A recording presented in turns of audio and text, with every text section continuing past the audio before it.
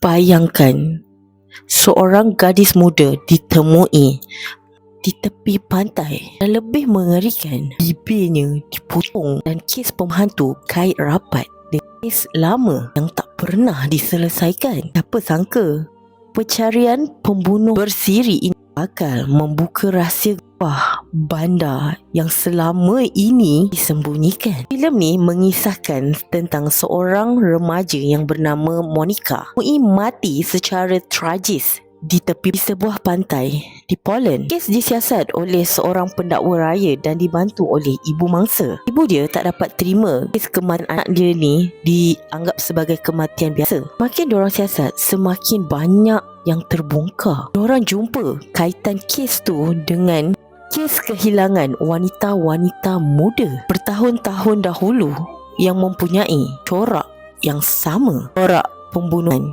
yang hampir sama. Apa yang membuatkan filem ni menarik ialah setiap watak menyimpan rahsia mereka masing-masing. Orang yang nampak tak bersalah mungkin adalah suspek, dan orang yang nampak baik, orang yang nampak jahat mungkin adalah mangsa.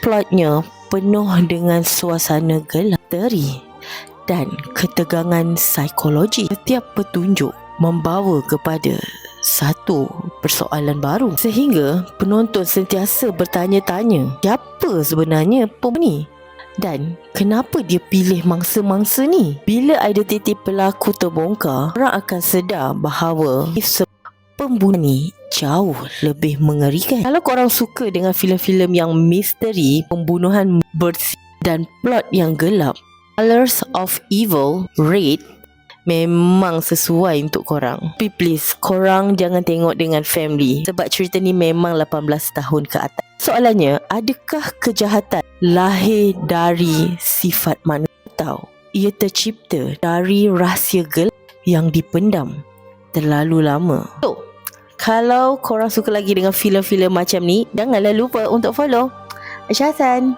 Bye korang.